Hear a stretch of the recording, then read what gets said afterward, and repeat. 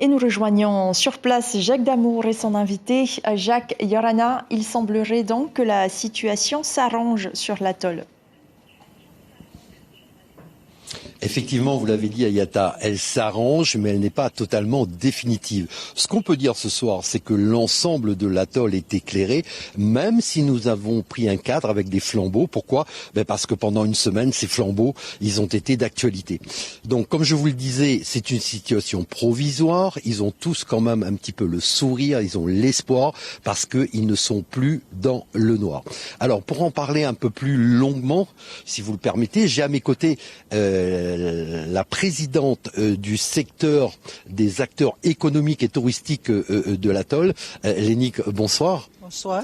Alors dites-moi, comment vous avez vécu cette situation qui est arrivée subitement, en pleine nuit, un week-end en plus ? Tout à fait, mais avant tout, j'aimerais quand même signaler que à ce moment-ci, nous avons le courant qui est revenu, donc merci Tavana. Je voulais aussi remercier Madame Melinda Baudin de la TAPF, Monsieur Manate Veivich de RTT et Madame Dean Eva du COBIA qui nous ont écoutés aussi, qui nous ont entendus. Alors dites-nous, comment vous êtes organisés ? Ça arrive en pleine nuit ? Effectivement, nous avons eu cette panne dimanche en pleine nuit. Comme toute panne qu'on a eue souvent, ça se résorbait au bout de 5 heures, on n'avait pas toute cette attente. Mais le lendemain, on s'est rendu compte qu'on allait subir des conséquences, c'est-à-dire qu'on n'allait pas retrouver de sitôt l'électricité. Alors peut-être l'occasion de dire que c'est la première fois que vous avez une panne aussi importante, parce que quand je dis aussi important, long dans le temps, vous avez connu des coupures d'une journée ou peut-être une journée et demie, mais là ça a été vraiment le chaos total. Tout à fait, c'était la première fois, c'est la première fois d'ailleurs que ça nous est arrivé d'être aussi longtemps dans l'obscurité, quoi. Alors on l'a vu dans le sujet qu'on vient de diffuser, finalement une bonne partie des touristes ont pris ça d'une manière un petit peu très sympathique, très conviviale.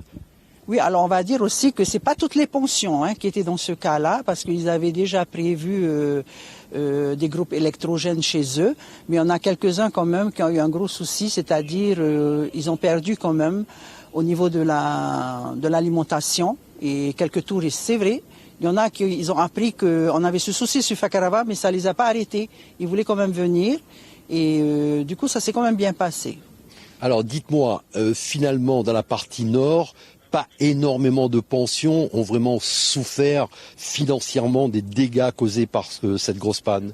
Voilà, si on va parler des pensions, je parle bien des pensions, qu'effectivement il n'y en a pas un grand nombre, mais ceux qui ont été touchés quand même a été la population. Je pense que la population, certaines personnes ont été bien touchées quand même.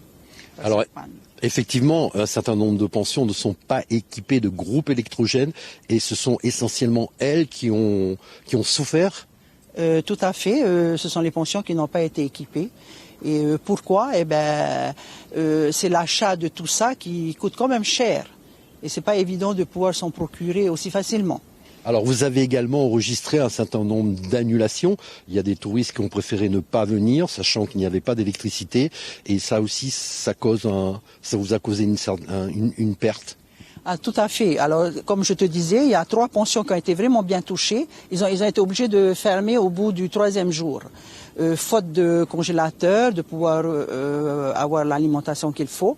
Et aussi, au niveau des réservations. Parce qu'ils ont préféré anticiper pour ne pas que les gens arrivent ici et puis se rendent compte qu'il n'y avait pas de courant, quoi. Merci beaucoup, Lénique.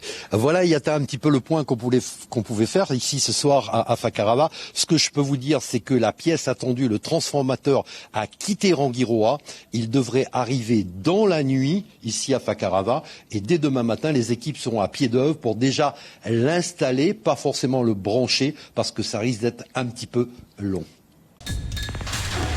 L'information en continu sur Polynésie la première, Internet et réseaux sociaux.